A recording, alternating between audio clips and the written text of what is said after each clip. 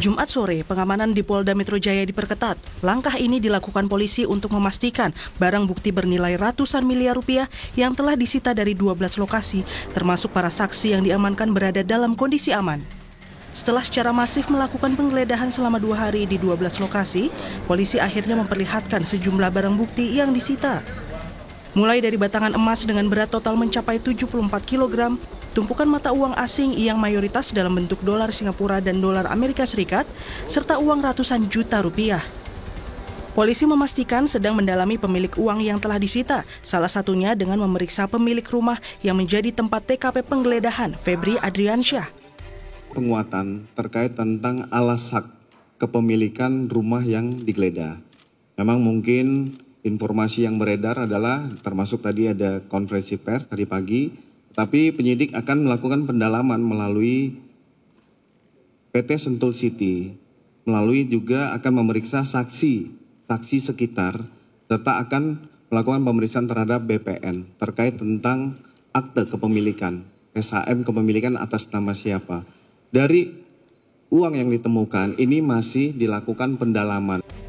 Sebelumnya, Jampitsus nonaktif Febri Adriansyah mengakui salah satu rumah yang digeledah polisi adalah rumah pribadinya.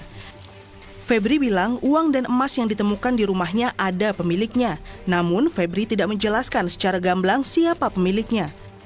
Guru Besar Universitas Bayangkara, Hermawan Sulistyo menilai Febri Adriansyah menjadi salah satu orang yang harus diperiksa polisi. Ini Jampitsus, Jaksa Agung Muda Pidana Khusus yang menangani kasus-kasus seperti ini. Jadi kalau ini uangnya orang ditaruh di rumahnya, ya harusnya dia langsung curiga dan langsung ditangkap orang itu. Ini kok malah disimpan kalau omongannya betul bahwa itu punya orang gitu. Sehingga membuat kasus ini terbuka, tidak jadi teka-teki lagi. Menurut Anda, Jampitsus ini harusnya langsung diperiksa polisi? Iya, tapi kan polisi nunggu ini pejabat tinggi negara ini. Nunggu momen. Peneliti Pukat UGM menilai jika dalam proses penyidikan ditemukan keterlibatan pejabat tinggi Kejaksaan Agung, maka polisi bisa menggandeng KPK agar proses penyidikan kasus ini tidak terhambat dan bisa sampai ke pembuktian di pengadilan. Ada kekhawatiran kalau proses ini nantinya menyasar pejabat dari penegak hukum lain, dalam hal ini adalah kejaksaan, bisa terjadi kebuntuan. Kenapa? Karena hasil kerja dari penyidik akan diserahkan kepada penuntut umum untuk bisa P21. Kalau belum lengkap akan dikembalikan, terus P19, terus diminta untuk melengkapi, diperiksa ulang, ditambah alat bukti dan seterusnya. Maka untuk menjamin objektivitas penanganan perkara ini butuh turun tangan satu lembaga lagi, yaitu Komisi Pemberantasan Korupsi. Setelah menetapkan tersangka dalam kasus ini, polisi dipastikan akan segera melakukan pemeriksaan, termasuk penyelenggara negara berinisial FA. Tim Liputan, Kompas TV.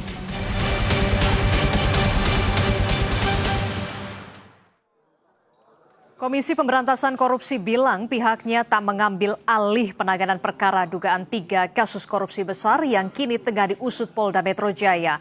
Hal ini disampaikan Deputi Bidang Penindakan dan Eksekusi KPK, Asep Guntur Rahayu. Asep menyebut keterlibatan KPK baru sebatas menjalankan fungsi koordinasi dan supervisi. Ia menegaskan pengambil alihan perkara oleh KPK hanya dapat dilakukan jika memenuhi kriteria yang diatur dalam Pasal 10A Undang-Undang Nomor 19 Tahun 2019. Ada kriteria di mana pengambil alihan perkara itu dilakukan. Jadi tidak bisa misalkan kita dengan asumsi sendiri, misalnya tadi ya kita berasumsi bahwa wah ini nggak mungkin lah, pasti perkaranya macet gitu kan dan lain-lain pasti susah, itu kan asumsi. Nah kita harus menghargai seluruh upaya yang dilakukan oleh aparat penegak hukum dalam melaksanakan penegakan hukum tindak pidana korupsi, baik dalam hal ini oleh kepolisian, Portas Tipikor dengan Direktorat Krimsus Polda Metro Jaya, maupun oleh Kejaksaan Agung nantinya. Lalu apa langkah lanjutan polisi setelah menetapkan 2 tersangka dalam kasus dugaan korupsi dan pencucian uang? Kita akan bergabung dengan jurnalis Kompas TV, Ariel Nata, dan juru kamera Arif Rahman di Polda Metro Jaya. Lalu ada di kediaman mantan Jampitsus Febri Adriansyah. Di Kebayoran Baru, Jakarta Selatan, ada jurnalis Kompas TV, Jihan Jufri, dan juru kamera Julian Fernando. Kita ke Ariel terlebih dahulu di Polda Metro Jaya. Ariel, setelah menetapkan 2 tersangka dari pantauan Anda di Polda, langkah lanjutan apa yang kemudian akan dilakukan oleh polisi?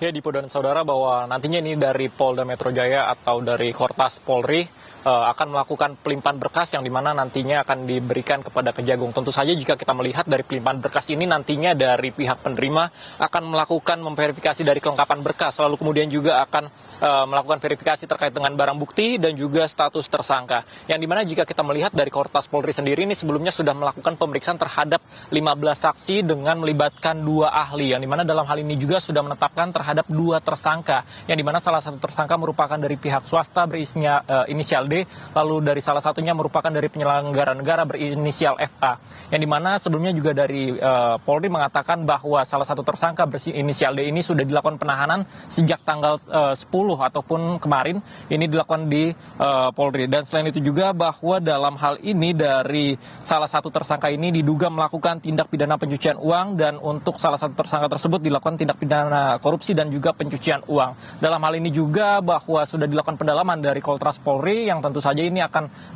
dilakukan kolaborasi, dan nantinya ini sudah dilimpahkan berkas menuju ke arah Kejaksaan Agung untuk melimpahkan berkas dari kasus tersebut. Yang dimana jika kita melihat bahwa sebelumnya dari Koltras Polri sendiri sudah melakukan penggeledahan dari beberapa titik, yang dimana ditemukan sebanyak 74 kg emas dan juga ratusan miliar uang dengan mata asing, yang dimana ini ditemukan dari beberapa titik. Tentu saja hal inilah nantinya dari barang bukti tersebut yang akan dilimpahkan. Namun jika melihat dari situasi saat ini di Polda Metro Jaya sendiri, di Krimsus ini dalam pada hari ini, hari Sabtu siang ini masih dilakukan penjagaan juga dari Brimob, yang dimana sudah dilakukan penjagaan sejak pagi hari. Dipo.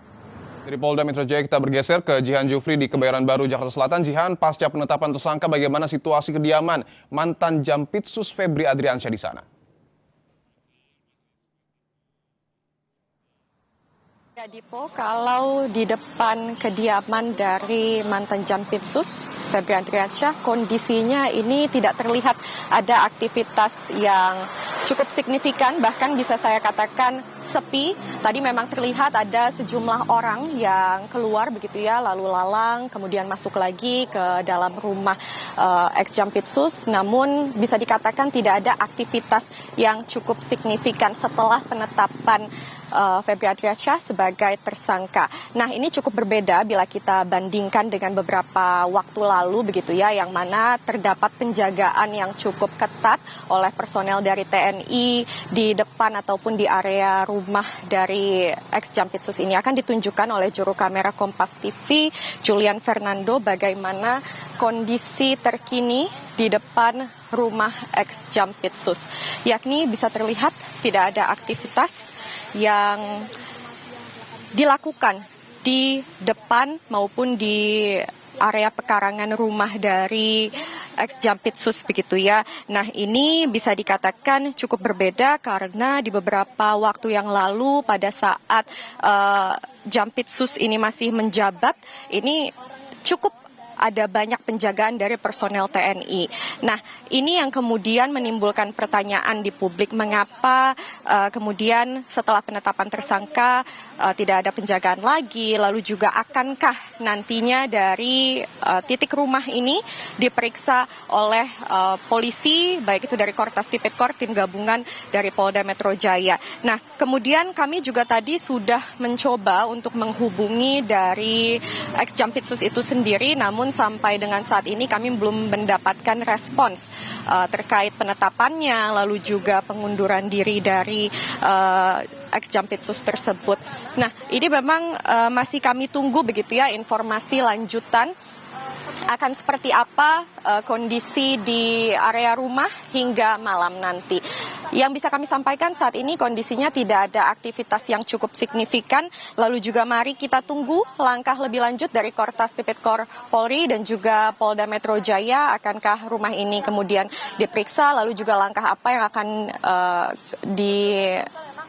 dilakukan ataupun akankah ada penetapan tersangka baru dari kasus ini? Jurnalis Kompas TV Jian Jufri dan juga Julian Fernando melaporkan langsung dari Kebayoran Baru. Sebelumnya juga ada Eril Nata dan juga Arif Rahman melaporkan langsung dari Polda Metro Jaya. Terima kasih rekan-rekan, selamat bertugas kembali.